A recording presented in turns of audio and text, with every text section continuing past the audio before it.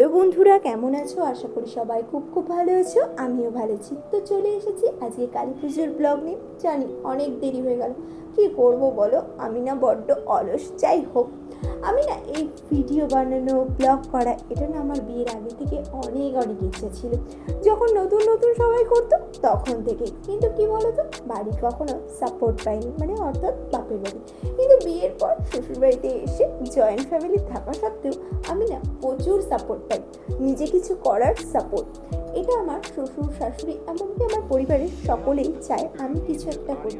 তার জন্য অনেক অনেক ধন্যবাদ। আমি যা কিছু পোস্ট করি, যা কিছু ইচ্ছা হয়, সেগুলো আমার প্রফেশনের জন্য, অন্য কোনো কারণ নয়।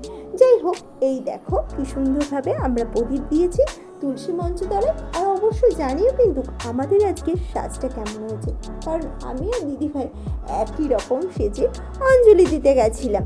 এই দেখো বাড়ি এসে তারাবাজি ফোটাচ্ছি, অনেক অনেক বাজি ফাটিয়েছি জানো তো, কারণ আমরা কালী পুজোটাকে খুবভাবে এনজয় করেছি। এই দেখো প্রদীপও দিয়ে দিয়েছি, কিন্তু শব্দবাজি আমরা ফাটাইনি, কারণ আমরা হলাম পশুপ্রেমিক মানুষ।